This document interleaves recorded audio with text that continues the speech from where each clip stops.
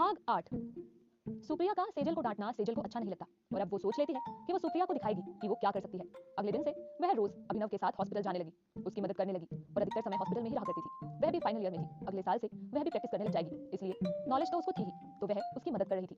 अधिकतर समय साथ रहने से वह अभिनव से घुल मिल गई थी। एक ही पेशा होने से बात करने में भी आसानी थी। आखिर सैटरडे आ जाता है। आज अभिनव को मोहिनी के साथ जाना था, पर सुबह सेजल अभिनव के साथ हॉस्पिटल जाती है। उसने अभिनव को यही दिखाया कि उसे नहीं पता कि आज वह मोहिनी के साथ डिनर पर जाने वाला है, और जब अभिनव फ्री होता है तो उससे बात करने लगती है। अभिनव, मैं कल वापस जा रही हूँ।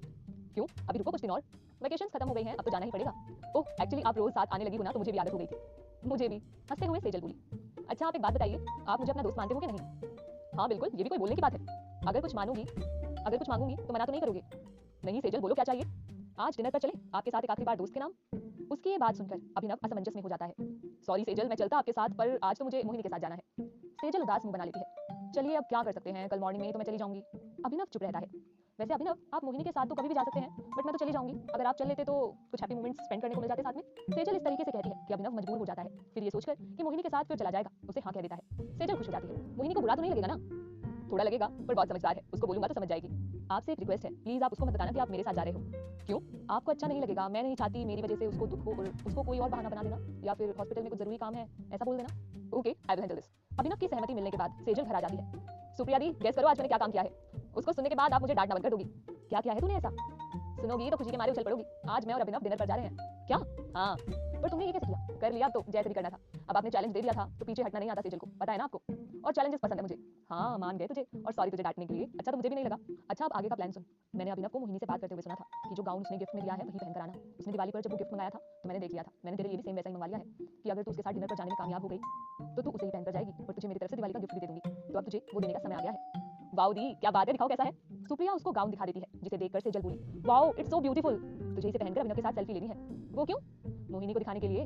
दिया, अब इतनी शादी कब से हो गई? पहले तो आप ऐसे नहीं थे। हालात ने बना दिया है। क्या करूं, मुझे भी ये सब अच्छा तो नहीं लग रहा। बस मैं चाहती हूँ कुछ भी हो जाए, बस मोहिनी से अभिनव की शादी ना हो। आखिर सेजल और सुप्रिया अपने प्लान में कामयाब हो जाती हैं और अभिनव ये सोचकर कि वह मोहिनी को अगले दिन ले जाएगा, सेजल कल चली जाएगी और इतने दिन उसके साथ रहने से उसकी दोस्ती भी हो गई थी, तो वह मोहिनी को यह कहकर कि आज हॉस्पिटल में सर्जरी है नहीं आ पाएगा कहकर सेजल के साथ चला जाता है। सुप्रिया ने सेजल के लिए सेम वैसा ही गाउन मंगवाया हुआ था जैसा अभिनव ने मोहिनी को गिफ्ट किया था। वह वही पहनकर गई। सेजल दिखने में काफी अट्रैक्टिव है, वैसे वह अधिकतर कैजुअल ड्रेस में ही होती है, तो आज गाउन में वो काफी खूबसूरत लग रही थी। यू आर लुकिंग गॉर्जियस, अभिनव मुस्कुराते हुए बोला।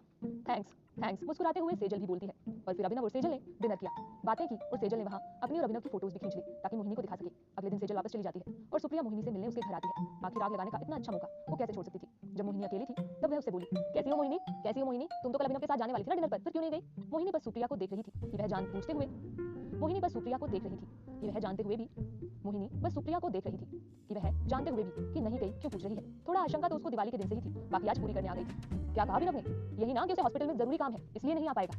मोहिनी ने हाँ में गर्दन हिला दी। मोहिनी, तुमने मेरा विश्वास नहीं किया ना जब मैंने कहा था कि अभिनव और सेजल एक दूसरे को पसंद करते हैं। अब खुद देख लो, अब तो यकीन हो जाएगा। वह उसको मोबाइल पकड़ाते हुए बोली जिसमें सेजल और अभिनव की फोटोज थी। डिनर के समय की मोहिनी फोटोज देखकर हैरान थी। कल तुम्हारे बजाय वो सेजल के साथ डिनर पर गया था, और ये मत सोचना कि सिर्फ तुम्हें ही उसने गाउन गिफ्ट किया है। उसने 2 मंगवाए थे, एक तुम्हारे लिए और एक सेजल के लिए। अब हुआ यकीन, जो मैं कह रही थी वो सच है। फोटोज देखकर मोहिनी का दिल धक रह जाता है। एक तो वह बोल नहीं सकती, दूसरा अभिनव डॉक्टर है और वह साधारण लड़की, तो शंका तो पहले ही थी कि वह उससे शादी क्यों कर रहा है। लेकिन अभिनव ने इतने दिन उसके साथ जो प्रेमपूर्ण बर्ताव किया था उससे थोड़ा विश्वास उसे अभिनव पर होने लगा था। पर जब वह अपनी आंखों से ये सब देख रही है तो शक होना और अविश्वास होना लाजमी था। मोहिनी के दिल में शक और अविश्वास भरकर सुप्रिया चली जाती है और अपने प्लान में सफल होने पर खुश हो जाती है। मोहिनी पहले ही उधेड़ में थी, अब तो उसे यकीन हो जाता है। पर उसकी प्रॉब्लम ये है कि वह अपनी प्रॉब्लम किसी को बता नहीं सकती, ना मम्मी को, ना अंकिता को, और ना अभिनव से पूछ सकती है। थोड़ी बहुत खुशी जो अभिनव ने दी थी उसकी वजह से उसके मन में प्रेम उत्पन्न हो गया था, इसीलिए उसे अधिक कष्ट हो रहा था, वरना रिजेक्शन तो वो कई बार झेल चुकी थी, इसीलिए इसे ज्यादा दुख भी नहीं होता था। और उसका उसके साथ यूं धोखा करना उसे अंदर से तोड़ देता है। अब वह किसी से कुछ तो कह नहीं सकती थी, बस गुमसुम रहने लगती है। उसके 1-2 दिन बाद अभिनव आता है उसको डिनर पर ले जाने के लिए, पर वो मना कर देती है। उसके ऐसे व्यवहार से अभिनव हैरान होता है। अब वह किसी से कुछ कह तो नहीं सकती, बस गुमसुम रहने लगती है। उसके 1-2 दिन बाद अभिनव आता है उसको डिनर पर ले जाने के लिए, पर वह मना कर देती है। उसके ऐसे व्यवहार से अभिनव हैरान होता है और उसके बाद वह ना उसके साथ कहीं जाने को तैयार होती है और ना हॉस्पिटल गई। फिर उसकी सगाई का दिन भी आ जाता है, पर अब मोहिनी सगाई को लेकर इतनी खुश नहीं है। सुप्रिया ने उसके मन में वहम डाल दिया है। उसे लगता है कि वह सेजल और अभिनव के बीच में आ रही है। कल मोहिनी और अभिनव की सगाई है, यहाँ मोहिनी परेशान है और उधर सुप्रिया इतना कुछ करने के बाद भी सगाई नहीं रोक पा रही। मोहिनी रात भर से सो नहीं पाई कि वो क्या करे और क्या ना करे। अभिनव उसका बचपन का दोस्त है, उसी नाते शायद इसीलिए अभिनव अपनी मर्जी ना होते हुए भी उससे प्यार का दिखावा तो नहीं कर रहा, या फिर माँ पापा के दबाव में उसे प्यार दिखा रहा हो ताकि मोहिनी शादी के लिए मना ना कर दे। कल उसकी सगाई है, पर वह जरा भी खुश नहीं है। उसकी सारी शॉपिंग अंकिता ने की, उसने खुद के लिए कुछ नहीं लिया। शायद वह कोई फैसला करने वाली थी। क्या होगा उसका फैसला, ये जानने के लिए सुनिए अगला भाग, सिर्फ प्रतिलिपि एफएम पर।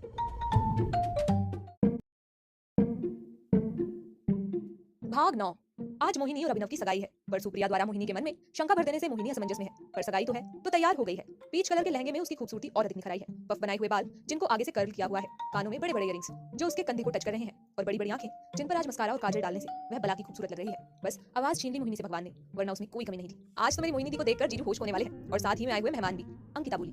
मोहिनी बस मुस्कुरा दी। वो खुश तो होना चाहती है, पर जो बात उसके मन में है उसको अंदर से खाई जा रही है। जो खुशी जो उसे मिलनी चाहिए थी उसे नहीं मिल पा रही थी। आखिर अभिनव और उसके घरवाले मेहमानों के साथ आ जाते हैं, और उनके खास रिश्तेदार भी साथ में हैं, जिनमें सुप्रिया के मायके वाले और सेजल भी हैं। और अभिनव के साथ डॉक्टर्स रिंग सेरेमनी के लिए मोहिनी को लेकर अंकिता आती है, पर जैसे ही अभिनव मोहिनी को रिंग पहनाने लगता है, वह हाथ पीछे कर लेती है। क्या हुआ मोहिनी? अभिनव बोला।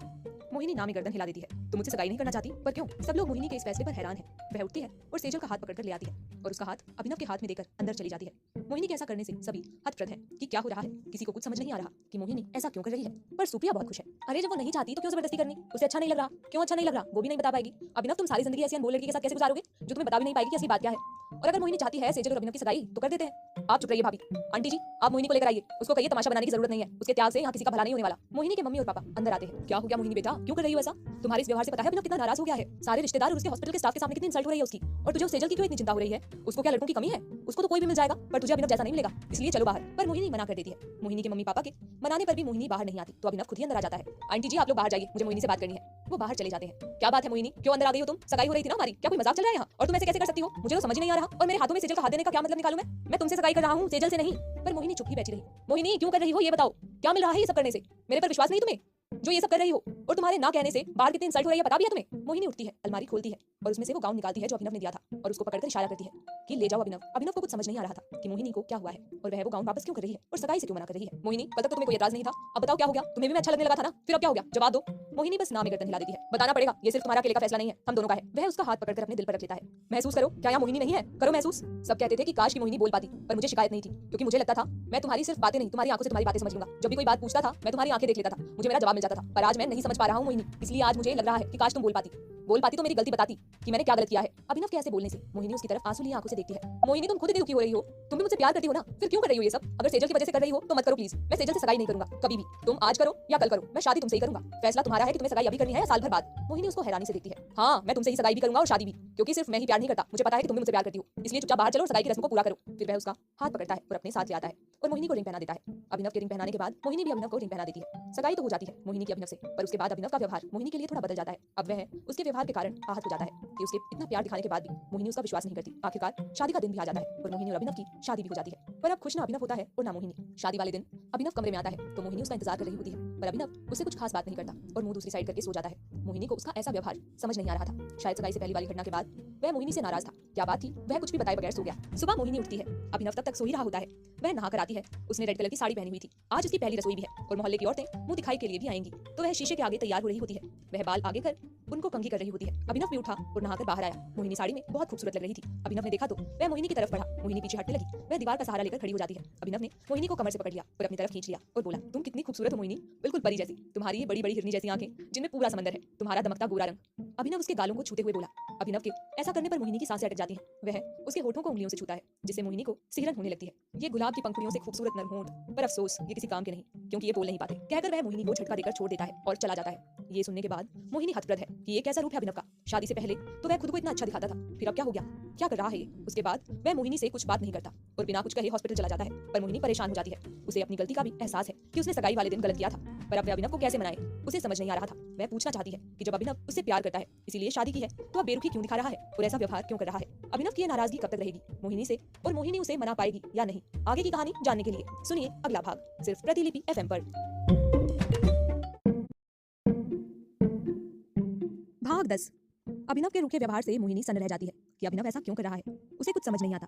वह काफी देर ऐसे ही रही, फिर खुद को संभाला और कमरे से बाहर आ गई। आज उसकी पहली रसोई थी तो उसने हलवा बनाया। अभिनव तो हॉस्पिटल चला गया था, पर बाकी सब उसके हाथ के बने हलवे की तारीफ करते नहीं थक रहे थे। वहीं सुप्रिया को गुस्सा आ रहा था और उसकी तारीफ करना उसे गवारा नहीं था, क्योंकि वर्किंग होने के कारण वह खाना ढंग से बना नहीं पाती थी। तो मन में बोली, इसमें क्या है, इतने खुश हो रहे हैं घर वाले, जैसे हलवा नहीं कोई तीर मार दिया हो। घर का काम तो कोई भी कर सकता है, इसके अलावा मोहिनी को आता भी क्या है। पर बस मन में ही सोचकर वो रह जाती है, क्योंकि मुंह खोलती तो डांट पड़ती। दिन भर मुंह दिखाई की रस्म के बाद जब शाम को अभिनव आया तो मोहिनी उससे पूछना चाहती थी कि वह नाराज क्यों है। वह मुस्कुराते हुए अभिनव के पास बैठती है और उसका हाथ पकड़कर इशारे से पूछती है कि वो नाराज क्यों है। तो अभिनव उसका हाथ झटक देता है, जिससे मोहिनी निराश हो जाती है। फिर उसके बाद वह एक दो बार और कोशिश करती है, और जब उसे लगा अभिनव नाराज है और उसके मनाने से भी नहीं मान रहा, तो कुछ दिन बाद उसकी नाराजगी खुद ही दूर हो जाएगी। सोचकर वह अपनी नई जिंदगी को शुरू करने में व्यस्त हो जाती है, और जल्द ही उसने सब जिम्मेदारियां कुशलतापूर्वक संभाल भी ली थी। घर के किचन से लेकर सास ससुर की देखभाल और डुगू की देखभाल तक वह हर काम इतनी कुशलता से करती थी कि किसी को पता भी नहीं चलता था कब मोहिनी घर का अभिन्न हिस्सा बन गई।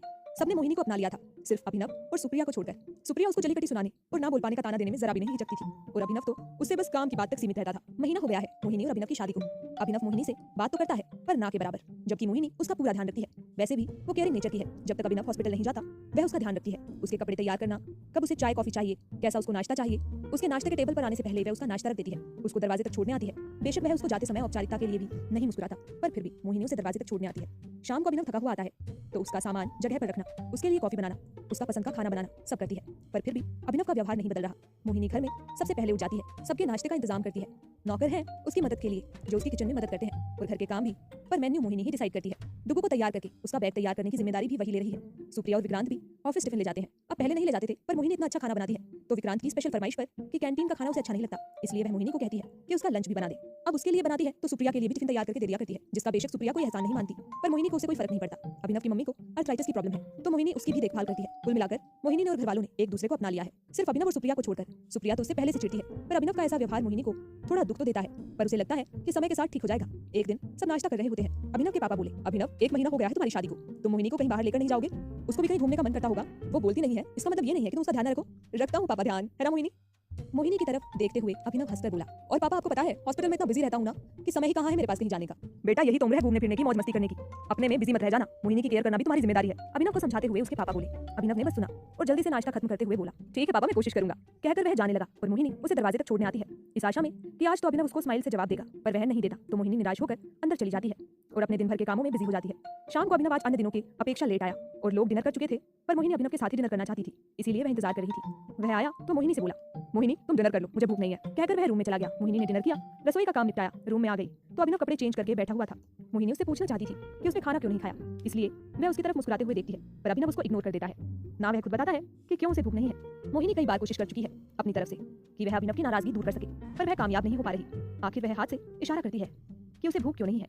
वो शाम को थोड़ा हैवी खा लिया था, इसीलिए तुमने तो कर लिया ना डिनर। मोहिनी ने हामी गर्दन हिला दी। ठीक है फिर सो जाओ, वह किताब पढ़ते हुए बोला, जो कि उसकी आदत है किताब पढ़ने की।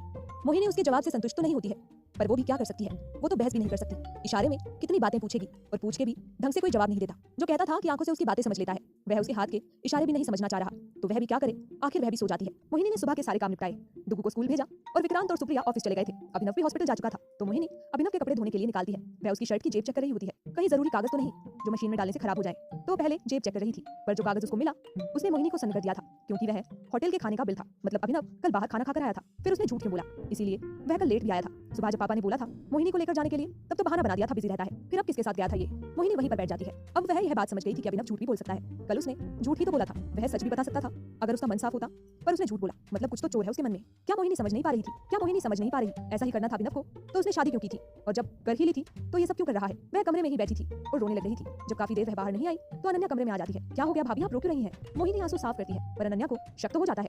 मोहिनी वह बिल छिपा लेती है। भैया ने कुछ बोला क्या आपको? मोहिनी नाम इशारा करती है। घर की याद आ रही है क्या?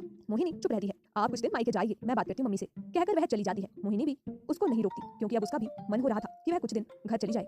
यहाँ और लोग बेशक उससे खुश हैं, पर जब अभिनव का व्यवहार उसके लिए ठीक नहीं है तो उसका मन भी कैसे लगेगा। ना उसे समझ आ रहा है कि अभिनव जो पहले वाला था वो उसकी सच्चाई है, या जो अब दिखा रहा है वो उसकी हकीकत है, या शायद मोहिनी की जिंदगी ही उसका एक और इम्तिहान ले रही है। आगे की कहानी जानने के लिए सुनिए अगला भाग सिर्फ प्रतिलिपि FM पर।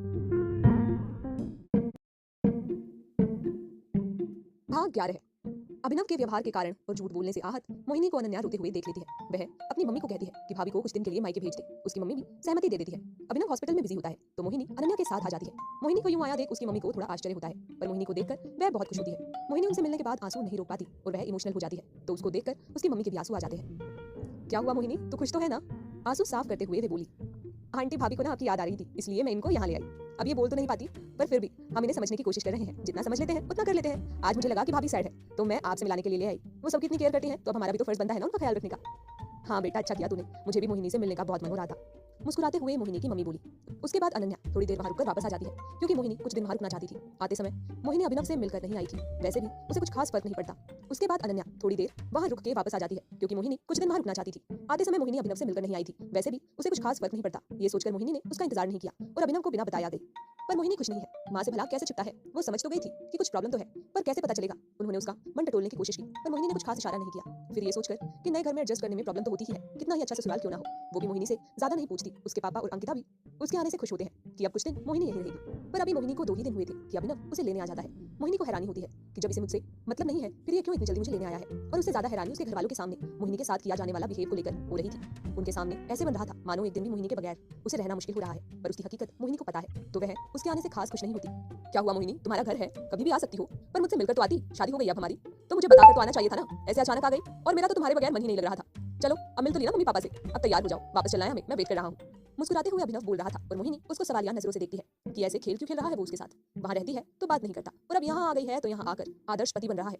पर वह क्या कर सकती थी? उसके घर वालों को उसने अपनी बातों में उलझाया और आखिर में उन्हें मोहिनी को भेजने के लिए तैयार कर लिया। आखिर थोड़ी देर में मोहिनी भी तैयार होकर आ जाती है। अगर ज्यादा नानुकुर की तो घर वालों को शक हो जाता। आखिर थोड़ी देर में मोहिनी भी तैयार होकर आ जाती है। अगर ज्यादा नानुकर करती तो घर वालों को शक हो सकता है, जो कि वह बिल्कुल नहीं चाहती। बड़ी मुश्किल से उन्हें खुशी मिली है। जब उन्हें पता चलेगा कि वह खुश नहीं तो दुखी होंगे, सोचकर वह आने को तैयार हो जाती है। सबसे मिलकर आखिर वह अभिनव के साथ बाहर आती है। वह गाड़ी में बैठती है तो वह थोड़ा सा आगे गाड़ी रोक लेता है। मोहिनी उसकी तरफ नहीं देख रही होती, क्योंकि उसको उस पर गुस्सा आ रहा होता है। पर अभिनव समझ जाता है कि मोहिनी नाराज है, इसीलिए यहाँ आई थी। मोहिनी खिड़की की तरफ मुंह कर लेती है। अभिनव उसके चेहरे को अपनी तरफ करता है, पर मोहिनी गुस्से में थी। मोहिनी माय स्वीट हार्ट, नाराज हो मुझसे? नाराज हो, पर तुम्हारे बगैर मेरा मन नहीं लगता, और बिना बताए क्यों आई? नाराज हो ना, बोलो ना। वह उसके माथे पर आए हुए बालों को पीछे करता है, जो कि मोहिनी को बिल्कुल अच्छा नहीं लग रहा था, क्योंकि अभिनव के ऐसे दोहरे रूप अपनाने से उसे भी उस पर गुस्सा आने लगा था। फिर उंगली को फेरते हुए उसके गालों से उसके होठों पर आ जाता है। मोहिनी आंखें बंद कर लेती है। पता है ना मैं तुमसे कितना प्यार करता हूँ, पर आई हेट योर लिप्स। पता है क्यों? क्योंकि इतने खूबसूरत है पर ये बोल नहीं सकते। कहकर वह हंसने लगता है। फिर गाड़ी स्टार्ट करता है, मोहिनी का हाथ पकड़ता है और गियर पर रखता है, और एक हाथ मोहिनी के हाथ पर रखकर गाड़ी ड्राइव करने लगता है, जो कि मोहिनी को अच्छा नहीं लग रहा था। अब तो जैसे मोहिनी को परेशान करना उसे अच्छा लगने लगा हो। जैसे मोहिनी हाथ हटाती है, फिर से हाथ पकड़ कर रख लेता है। उसके ऐसा करने से मोहिनी को गुस्सा आता है, और वह उसको गुस्से में मिरर में से देख रहा होता है और मुस्कुरा रहा होता है। और आखिरकार वे घर पहुंच जाते हैं। मोहिनी कमरे में आती है और अभिनव भी कमरे में आके मोहिनी से बोलता है, क्यों चली गई थी बिना बताए? नाराज हो मुझसे? अब नाराजगी हो या कुछ भी हो, ऐसा नहीं चलेगा, तुम ऐसे नहीं जाओगी, ठीक है ना?